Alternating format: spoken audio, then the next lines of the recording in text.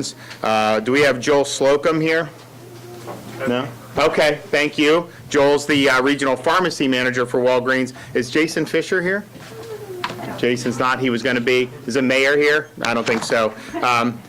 Doesn't matter. I already told the mayor what we're doing. So today is exciting because we are going to be able to expand the Walgreens footprint for COVID vaccines in the state of Florida from 12 stores currently to 97 Walgreens stores statewide. But the great thing about it for people in Northeast Florida is that 16 of those stores will be right here in Duval County. The rest of the stores are spread across 18 additional counties, 3 in Alachua, 1 in Bradford, 5 in Charlotte, 5 in Citrus, 1 in Clay, 9 in Collier, 1 in Escambia, 1 in Hendry, 1 in Lake, 8 in Manatee, 12 in Marion, 1 in Nassau, 4 in Palm Beach, 13 in Pasco, 8 in Polk, 2 in Santa Rosa, 5 in Sarasota, and 1 in Sumter. So appointments are open today, and the shots will go in the arms starting tomorrow. So to make an appointment for a COVID vaccine at a Walgreens, visit walgreens.com. You click on the COVID symbol or whatever they have up there for that, and then it'll go through. So we appreciate Walgreens, the partnership. I can tell you, if you look, whenever we've put a lot of retail pharmacies in places, I mean, the numbers go up because this is what they do every day. And so when you're talking about, we did Publix initially, then we've been able to do CVS and Walgreens as part of the federal pharmacy program, also Winn-Dixie and Walmart. It's made a really big difference in areas that have had that coverage. You've seen the numbers go up really, really well. And I'm excited because if you look at some of the progress we're making. We have close to 3 million seniors that have gotten shots in the state of Florida. If you look last week, because it takes some time for these shots to populate, we were doing a total of 160,000 shots some of those days last week between first and second doses. We were doing 100,000 first doses a day on average last week, certainly Tuesday through Friday. Just Monday and Tuesday of this week, we were already reporting 85,000 initial doses given. Those numbers will grow as the reporting comes in. And so we can say we'll have 3 million seniors. We may even already have that with the lag in reporting, but clearly this week we'll have done 3 million seniors. We'll have done over 60% of all seniors in the state of Florida. And I think it's worth pointing out, North Florida has really done a good job in getting coverage to senior citizens. If you look, St. Johns County, 79% of their seniors have gotten a shot. Wakulla, closer to Tallahassee, 76%. Nassau, 74% of seniors in Nassau County have gotten at least one shot. Leon, 74%. Santa Rosa out in Northwest Florida, 69%. Alachua, 69%. Franklin, 67%. Gadsden, 66%. Okaloosa, 66%. So those are some really good numbers. And I think what we found is as you get into that 2/3 of coverage, the demand really does start to go down. And part of it is some folks just don't want to get the vaccine, which is their choice. We're not doing any mandates. So as you do that, it really does make an impact. I can tell you, we have some stories on this with the retail pharmacies and the impact they've made. When we put Publix in Palm Beach County, I went and met with the mayor, the county, the commissioners. I said, okay, you guys are lagging. This was very early on. I was like, what can we do? Do you want to do sites? Do you want to do this? And I told them we were doing retail. We started with Publix. They're like, look, we've got 65 Publix. 90% of our seniors live within 1.5 miles of that. If we do that, it'll be easy. So we put it in, and their numbers went very high. So now they're about 70% in Palm Beach of seniors have gotten shots. We did CVS, EMOS, and Navarro Pharmacy in Miami-Dade. And since that's happened, Dade went from below average for senior coverage to above or pretty close to the state average. They're almost 60% now in Dade County, and that's a lot of seniors. I mean, you're talking about, they've done about 300,000 seniors in Dade County, but that's because you have a place like Walgreens, it's in your community. You go, and if they can do 50, 80 shots a day, what do you do, 80 shots during the week and 60 on the weekends? Multiply that across a county like that, and the numbers really, really go up. We're also proud of our rural outreach because if you look at the coverage rates for seniors, we have one county that has more than 100,000 people who doesn't have at least 50% of the seniors having received shots. That's Hernando. We're working on that. Part of that is, I think, some reporting issues. We have surge vaccine there. We're going to do more. All the rest that are below 50 are more rural counties, and so we've done a rural outreach. And here's how it works. Highlands County, I was there last week. We surged more vaccine there. They were at under 40% of coverage for seniors. Now, not even a week later, they're at 52% in Highlands. And so the rural counties, you can really make a big difference. We were just in Lake City. We did an extra 1,000 of the Johnson & Johnson shots in Lake City. So that will be easy for the folks. You do one shot, you don't have to worry about it. So we're going to see those numbers. We're also working in Dixie and Gilchrist, Putnam, all those counties to be able to get those numbers out. But I think if you look at some of these major counties, I mean, Duval, 1 million people in this county, and you've done 63% of the seniors, almost 100,000 seniors in Duval have gotten shots. Obviously, I mentioned St. John's, which was very good. So we want to build off the momentum, and I think what's going to happen, we have more supply on a weekly basis than we did at the beginning of January. I mean, people, you guys remember, it was like, to get an appointment was like winning the lottery almost, because there was 260,000 doses a week for a state of 22 million people, 4.5 million seniors. And so as we've increased that, as the federal pharmacy program has ramped up, that gives us more opportunities. So when people go online to try to get appointments, it's actually something that's much easier to do. And if you're 10 minutes late when the window opens, there's still appointments available. Early on, they'd open a window, and there'd be thousands and thousands of appointments that would just be taken up within 10 minutes, 8 minutes sometimes, just be gone. So that's good. So what's going to happen is Monday we're going to moving the age down to 60. So 60 to 64 will also be eligible. Come in here just like anybody else has been doing, all the seniors. That's between 1.5 and 2 million additional Floridians that will be eligible. Now, there have been some Floridians in that age group who've been vaccinated because we do comorbidities, we do the healthcare workers, we've done law enforcement, we've done teachers and some of that other stuff. But by and large, that's going to be a pretty decent expansion. There's going to be some folks who are chomping at the bit, so they're going to be able to do it. The good news is today's expansion of the retail program, we think we're going to be able to expand even more next week, and we'll have an announcement about that. So I think what we'll have is pretty much any community with a decent size, there's going to be multiple retail options for you to be able to go in and do it. And I think that's going to make a huge difference. So then we do the 60. Then our next step will be lowering the age to 55. I will announce that hopefully relatively soon, because I think we're making a lot of progress. And then once we do the 55 and up, we probably would be able to really open it up more broadly if the supply continues on the way we're doing. And I think these pharmacies are really going to play the dominant role in getting the shots into the arms. Yes, hospitals are doing it. Yes, we have sites, we have county health, we have some of that, and it's important. But I tell you, this is very easy. It's in the communities. They all are doing 50 to 100 shots at each place every day. And multiply that by hundreds, if not thousands, of stores across Florida, and those numbers go up very, very quickly. So we're excited about the progress that's been made in Duval. We're also excited about putting seniors first. Man, the number of folks we have, and we're a huge state, land-wise. It's not just population, but the seniors, it's not like they're all in Boca Raton. They're in the Panhandle, Northeast Florida, Central Florida, you name it. So we've had to go to all these places but to be here on the cusp of 3 million seniors, again, we don't know what the actual demand is ultimately going to be. I think we'll probably get to 2/3 or 70% that will definitely want it, maybe a little higher. But I can tell you in the counties, once they get to that above 70, the demand really does start to peter out. So we're pretty close to where we would be, where we really want to be with the seniors. And I think it's bearing out in some of the numbers. If you look, we've put seniors first, and our hospitalizations for COVID among seniors are down more than 75% just since February 3rd. So that's a tremendous trend. The admissions are a fraction of what they were at the beginning of January, and those admissions were less than what they were over the summer. 40 states have suffered higher COVID per capita mortality.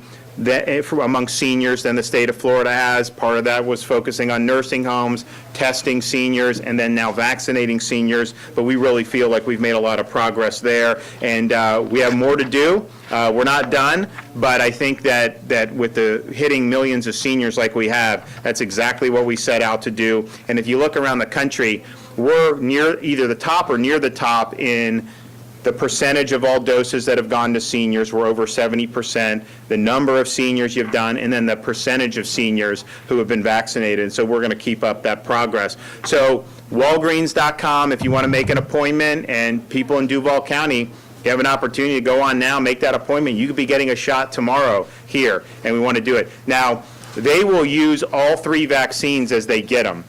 So a lot of the pharmacies are getting Pfizer, some are getting Moderna. There was some J&J as part of that, I know for some of the pharmacies, but the J&J, just that first tranche, and now it's kind of nothing for a little bit. So we don't think we're going to get any new J&J next week, but we do think beyond that, we'll start to see the J&J ramp up. So I think you guys will be able to offer all of them. And, you know, I didn't know how the J&J was going to be received. I thought it should be received very well because I think it's a really impressive vaccine. But some negative reports about it saying it wasn't as good, all this other stuff. But I can tell you, there's been strong demand for J&J. We opened up a senior J&J drive down in Sumter County yesterday. A lot of people wanted to do it, and then we went to Lake City today. We did the 1,000 J&J, and there were some seniors that were waiting for J&J. So it's good. So we want all of it, and you know the pharmacies, they can handle Pfizer with the freezing, Moderna put in the freezer. That's not a problem for them. But you know, having a J&J is pretty versatile. So we're looking forward to that. So Walgreens.com. If you want to do the other pharmacies, Publix.com/COVID vaccine, CVS.com. Walmart.com/COVID vaccine, and then Winn-Dixie.com/pharmacy/COVID vaccine. So a lot of options, but I would just remind everyone, I know some counties sign people up, all that. I'm not saying don't do that, but you can still try to get in at a retail. And because these retail, they're doing a lot of shots, and so don't forget about that and make sure that you're doing that.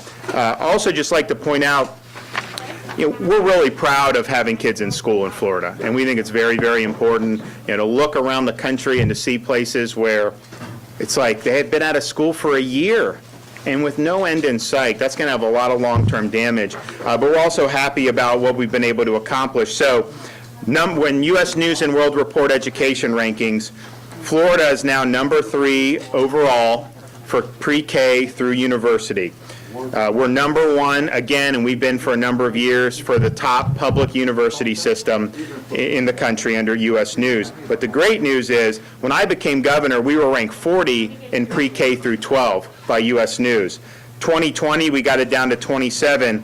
March 2021, with the new rankings, we're down to 16 in terms of the top pre-K through 12. So number 1 in universities and public universities, 16 pre-K through 12, number 3 overall in the country. That's pretty good, and I gotta think that these NAEP scores and everything, as all the dust settles from this, the fact that our kids have had the option to go to school, that's going to benefit them. Some of the other areas where they didn't let them go into school in person, they're going to see big achievement gaps. And look, it's unfortunate. I mean, I want Florida to do well, you know, not necessarily on the backs of states that have mishandled it, but because those kids, I think, are going to suffer. But I think we've provided opportunity to a lot of students throughout Florida, and I'm just happy that they're able to thrive, and I'm happy to see the progress that the state of Florida is making on education. With that, I'm happy to take some questions. Governor, you mentioned next week you're going to expand a little bit further, 60, 64, and then after that, 55 and older. You said soon. Do you mean this month, or? It will definitely be this month, yeah. I'll get you the exact date. I mean, basically, what we look at the coverage rates in each age group, and then we look at the vaccine supply, and you can just make the judgments. With the current vaccine supply, the coverage rates for seniors are going very well. Obviously, you throw 1.5 million to 2 million people into the mix. Not all of them want it, and every year you go down in age, there's a touch less demand for it, but we're going to get a sense when the sign-up's there and see where it's at. But if the supply continues going good, I think for sure we're going to see the 55 age in March, and hopefully sooner rather than later. But as soon as we know, as soon as we get the allocation in the system and we know what's happening next week and the following week, and we can see that there's going to be enough, we'll pull the trigger on it for sure. There was some saying like, when do you lower the age? And we just said, look, we're just going to look for the demand signals. And if I get reports that some of the appointments, they have to reach out to fill them, that's when we want to do it. And so we saw the coverage rates, we saw the demand signal being a little bit weaker over the last week or so. And so now we're doing 60. The demand will pick up because some of those folks have been waiting. You'll start to see that and then get a sense of by the middle of next week, we'll see, okay, how many people are really doing it? Are these places really jammed? I don't think it's going to be like the end of December, beginning of January when it was like, it was like the iPhone times 10 coming out to get these appointments. I don't think it's going to quite be that way, but I do think you're going to see some pent-up demand for folks in that 60 to 64 age group. But we will do 55 this month. I'm pretty confident, unless there's some major change in the vaccine supply, and that'll be exciting. And the fact is, you are more at risk at 56 than 26. There's no doubt. Now, you're much more risk at 76 than 56, but we get everyone over 55 who wants it. When you start getting under 50, the mortality is just so low, absent comorbidities. And of course, the comorbidities we've had from the beginning. We've had hospitals doing comorbidities from basically December 23rd. They've gone, if they have a cancer ward, they're doing that regardless of age, and we obviously support that. Yes, sir. Two things. Are you surprised at the low turnout here at the federal site here? It has been extremely low in the satellite site. And also, what's your reaction to the CDC's recommendation of opening up nursing homes? So, we want nursing homes open. We've done that in Florida. They're vaccinated. We vaccinated 4,000 facilities. Walgreens helped us. CVS helped us. We had strike teams doing it. But as you know, we had visitation going on already. The isolation is devastating for these seniors. And yes, it's a serious pathogen. These are the folks who are the most vulnerable. We did a lot. We stopped the visitation early. We protected seniors from being sent back to nursing homes. Obviously, we're seeing a lot of some of those states that did that.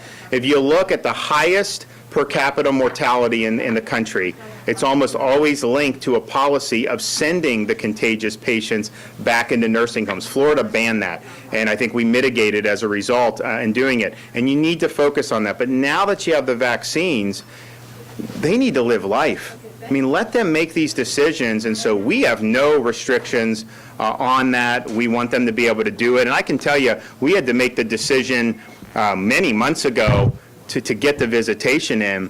And when we did that, the amount of joy that brought to so many people was unbelievable.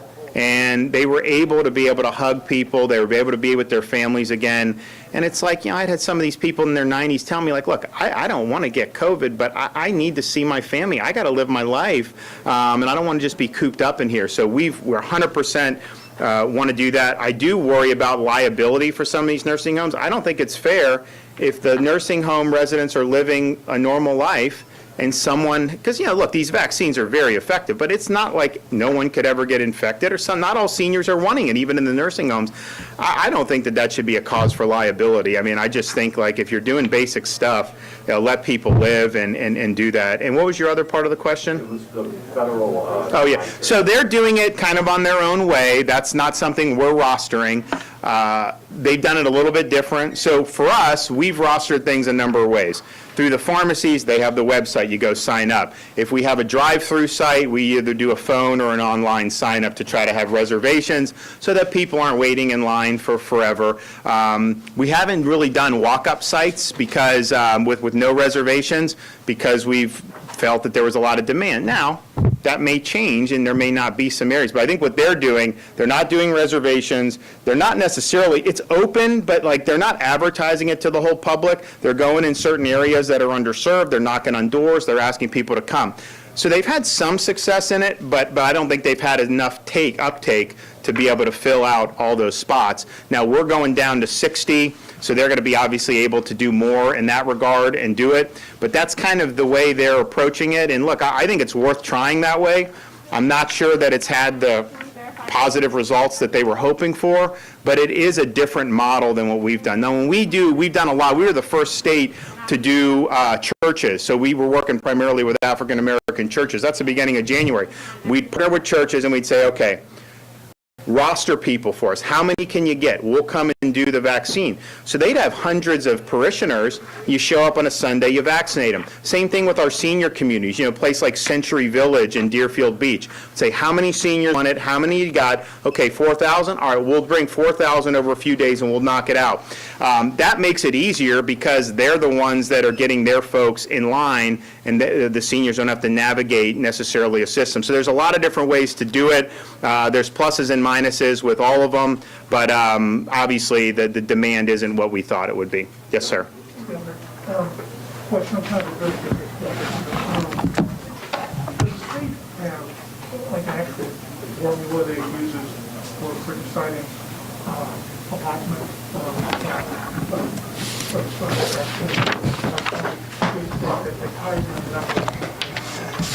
So this sheet is the sheet we look at the most. So it's vaccination coverage in adults 65 years plus.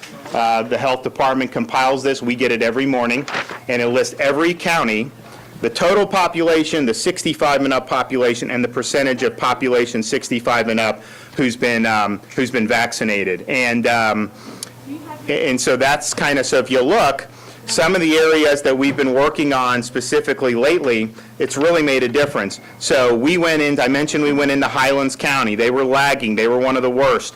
They're now close. They're getting close to the middle of the pack. They're 52% of seniors. If you look at Manatee County, they were close to the bottom. We went in, we did 2 residential sites, and then we did a retail pharmacy expansion. They're now at 55%. They were at like 25% a couple weeks ago. If you look at Pinellas County, same thing. We went to Mainland's community and then expanded some of the allotment there. They were lagging. They were in the 30%. Now Pinellas is over 50%, and that's a very heavy senior population. So we appreciate that. Sarasota County. We work with Senator Gruters. He said southern part of the county isn't getting enough vaccine, so we surged it there. They were in the bottom 10 counties for senior coverage. Now they're 60%, so they're one of the top 20. So that's pretty much what we're doing. We're trying to figure out where there's a lot of seniors that haven't been vaccinated, and sometimes we don't have a lot of extra vaccine, but as we're doing it. And we've also worked with the pharmacies to try to make sure that there's retail coverage in as many parts of Florida as possible. When we started with the Publix, we had the hospitals were getting most of the doses at the time. So the big urban areas that had big hospitals, hey, you came, good.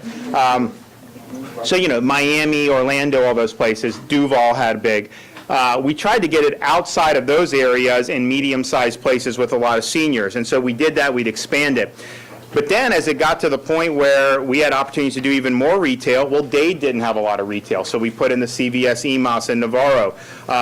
We did the Palm Beach Publix, which is a big deal. So we're just trying to figure out where the gaps are, but I would say this is kind of what we look at, is the vaccination coverage in adults 65 and up. And in fairness to some of this, there's counties that we've reached out to who are very low on this, and we've asked, you want us to do another site or do it? And they say, we have a tough time getting demand right now.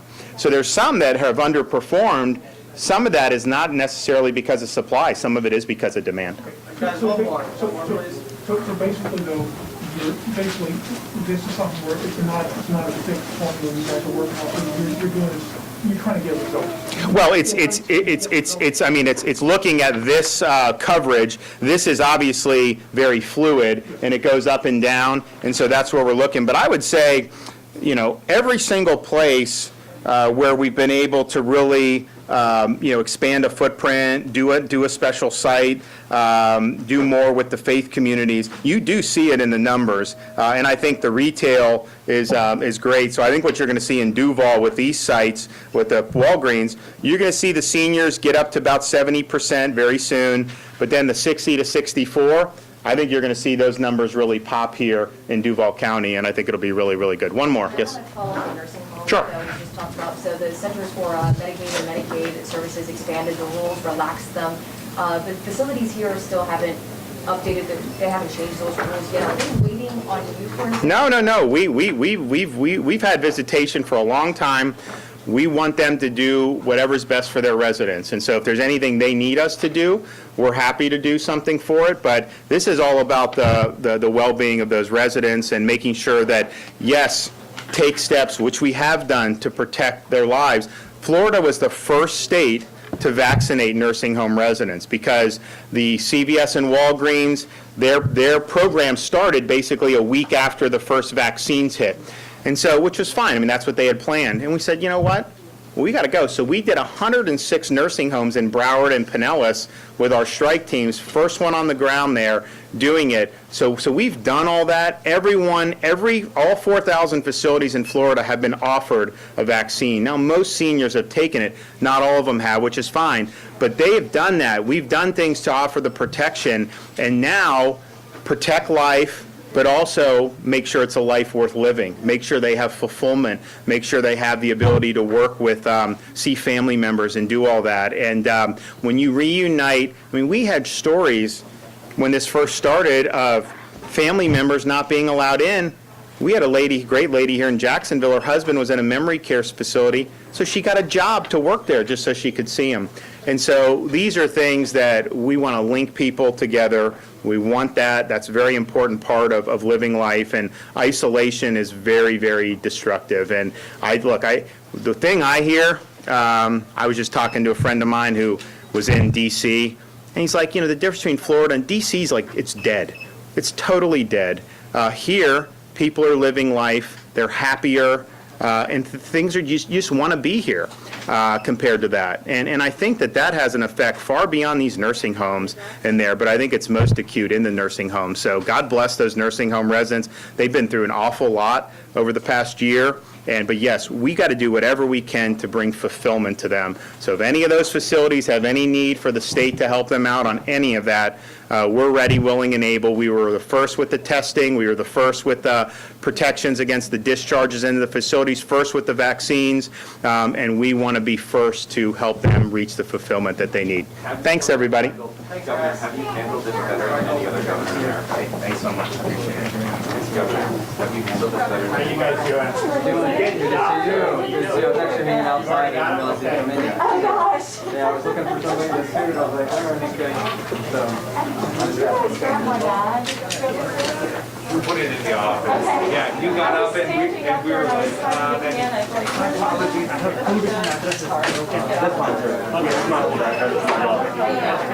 thank you so much. Have a good day. You too. Yes, thank you.